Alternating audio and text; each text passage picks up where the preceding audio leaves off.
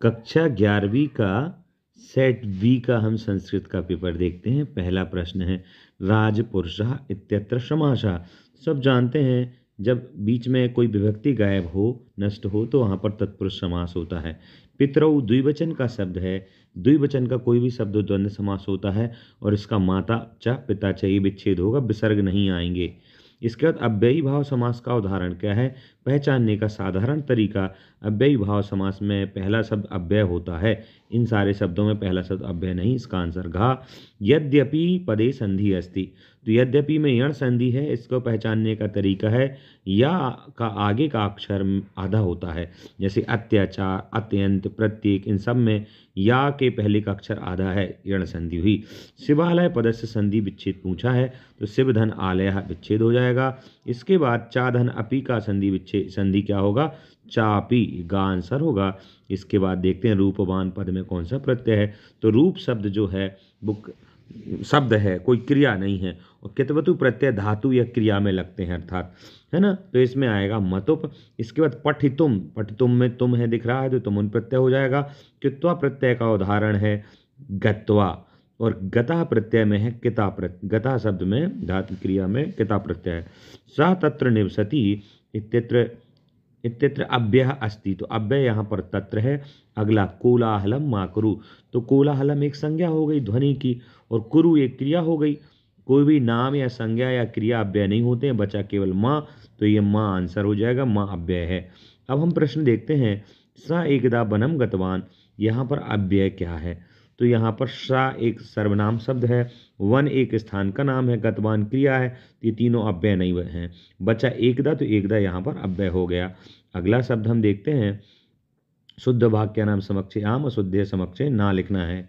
तो देखेंगे सुंदरम भवनम इत्यत्र विशेष भवनम विशेष पदम अस्ति। विशेष और विशेषण में अंतर मैंने बहुत बताए हैं, चाहे तो आप वीडियो में भी देख सकते हैं। तो सुंदरम भवनम, यहाँ पर जो भवन शब्द है वो विशेष है और सुंदरम विशेषण है, तो बिल्कुल ये आम है, तो आपको लिखना है आम, हलंत रहेगा। उसके बाद देखते हैं अर्थकरी विद्या इत्यत्र अर्थकरी विशेषण पदम नास्ति, यहाँ नास्ति लिख दिया है। वैसे अर्थकरी जो है वो विशेषण पद ही है, परंतु यहाँ पर उन्होंने क्या लिख दिया? नास्ति, इसलिए ये ना गलत हो गया, क्योंकि अर्थकरी विशेषण ही है ना। तो ये लाइन यहाँ तक तो सही है यहाँ तक, परंतु यहाँ नास्ति लिख दिया, इसलिए लाइन कैसे हो गई? गलत। अगला प्रश्न है कुशल प्रशासनम इत्यत्र प्रशासन विशेष पद है। बिल्कुल, प्रशासन जो है विशेष पद है और कुशल यहाँ पर विशेषण पद है। अगला देखते हैं प्रियवादिनी इत्यत्र प्रिय विशेषण पदम अस्ति, जो प्रिय है वो विशेषण पद है और वादिनी यहाँ पर विशेष है। अगला नमः योगे चतुर्थी विभक्ति भवति, तो नमः के योग में चतुर्थी विभक्ति होती ही है, तो नमः गणेशाय या शिवाय ऐसा होता है ना, तो वो चतुर्थी विभक्ति होती थी। ये आम सही है। बिना के योग में द्वितीय तृतीय द्वितीय तृतीय और पंचमी, और जैसे कई बार और भी शब्द आते हैं उनमें के योग में द्वितीय तृतीय ऐसे अलग अलग होते हैं। इसके बाद प्रश्न पूछा है अधिकरण कारक के सप्तमी विभक्ति होती। बिल्कुल, अधिकरण कारक में सप्तमी विभक्ति ही होती है। ठीक है, अगला आपको सही जोड़ियां मिलानी है, तो आइए मिला लेते हैं, सरल है बिल्कुल। तप्ता नाम की जोड़ी किससे बनेगी? तो तप्ता नाम षष्ठी विभक्ति का शब्द है, तो इसका षष्ठी विभक्ति का सीता नाम उल्टा हो गया। फिर अल्पम यानी कम और अधिकम यानी ज़्यादा, इससे जोड़ी मिला दीजिए। मूर्धनी यानी सिर, तो ये हो जाएगा सिरसी, इससे जोड़ी मिला दीजिए। भूतिम, भूतिम यानी एक तरह से समृद्धि, धन और पैसा, या कई बार कल्याण भी, तो ये हो गया इससे। कच्चित काले, अब बुद्ध से पहले पाठ से जोड़ी है। हारितः कश्य सुता आसीत, तो हारित जो जाबाली मुनि का सुत था। और भरतम यानी भरत को, कह यानी कौन ने या किसने, अपृच्छत यानी पूछा, तो भरत को राम ने पूछा, इसलिए इसकी जोड़ी इससे बन गई। अब देखते हैं एक पदेन उत्तरम अभवत इत्यस्मिन् पदे लकारः अस्ति।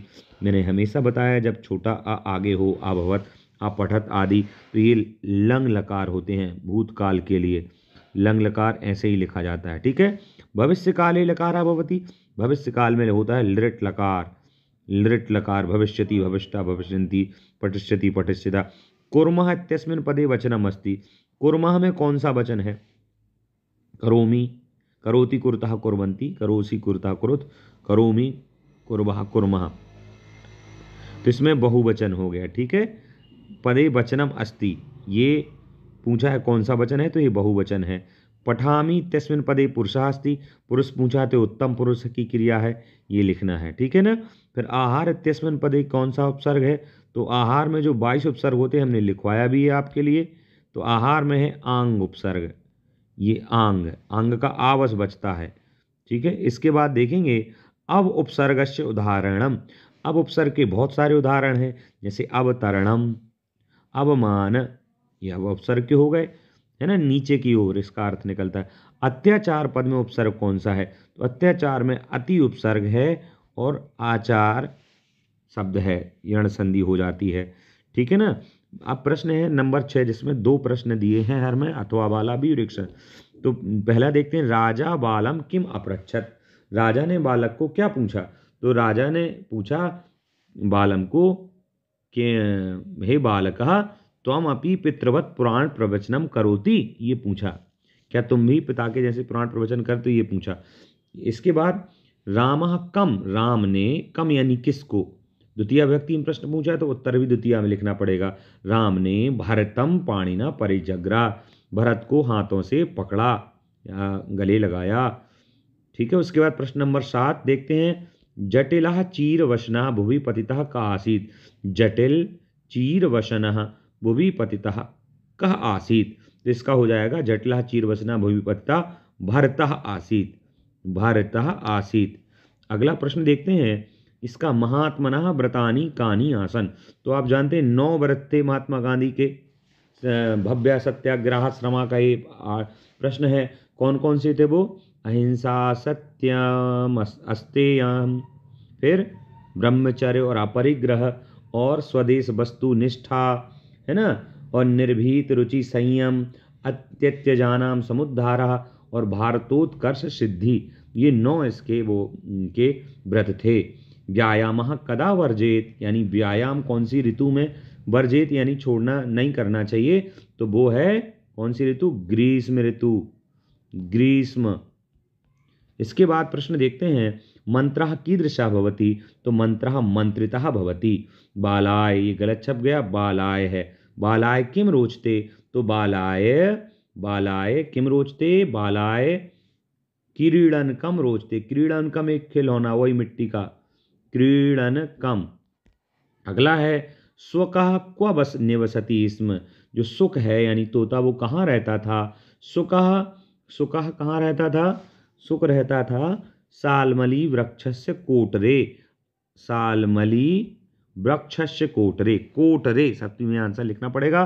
फिर प्रश्न नंबर 10 है, बांधवः कुत्र कुत्र तिष्ठति। बांधवः तो आ जाएगा वही एक श्लोक है, आतुरे विष्णे प्राप्ते दुर्भिक्षे शत्रु संकटे राजद्वारे श्मशाने च, ऐसा करके अस्ति बांधवा, ये श्लोक आप लिख सकते हैं। इसके बाद क्रीड़ा परस्य बालकस्य मातुः नाम किम नाम देयम, तो क्रीड़ा परस्य बालस्य मातुः नाम शकुंतला, शकुंतला, ऐसा करके हो जाएगा। अगला प्रश्न देखते हैं, जहां पर आपको सही जोड़ियां फिर से मिलानी है। तो देखते हैं भाई क्या है, युग मेलनम क्रूद। वैसे वीडियो बड़ा हो रहा है, फिर भी ये देख लेते हैं कुछ प्रश्न। विशाखा दत्ता, इसकी जोड़ी किससे बनेगी, विशाखा दत्ता की जोड़ी बनेगी, विशाखा दत्त की जोड़ी बनाइए मुद्रा राक्षस, ये उसके लेखक हैं। दंडी की 10 कुमार चरितम, राइटर हैं उसके। मनु ने मनुस्मृति, और विष्णु शर्मा की है पंचतंत्र। जैसे हितोपदेश किसने रचा, नारायण पंडित, और विष्णु शर्मा ने लिखा पंचतंत्र। ऐसे दंडी की 10 कुमार चरित, मनु की मनुस्मृति, विशाखा दत्त का मुद्रा राक्षस, ये याद कर लीजिए, कहीं ना कहीं से पूछे जाएंगे ये। फिर इसके बाद आपको ये भी लिखना है, महाभारत से लेखकः का, तो महाभारत से लेख का वेद व्यासः। कति च पर्वा, तो अष्टादश, संस्कृत में लिखना पड़ेगा, अष्टादश पर्वाः सन्ति। हितोपदेश ग्रंथ से लेखकः कः, हितोपदेश ग्रंथ के लेखक कः यानी कौन है, तो नारायण पंडितः अस्ति। अगला प्रश्न, जहां आपको श्लोक लिखना है तो यही लिख दीजिए, आतुरे विष्णे प्राप्ते, है ना, दुर्भिक्षे शत्रु संकटे राजद्वार, ये वाला श्लोक लिख दीजिए। इसके बाद आपको प्रश्न निर्माण करना है। चूंकि वीडियो ये बड़ा हो रहा है, तो अगले प्रश्न में हम आपको प्रश्न निर्माण समझाते हैं। इस चैनल को सब्सक्राइब कर लीजिए, लाइक बटन जरूर दबा दीजिए, जिससे मैं दूसरा वीडियो भी बना देता हूं।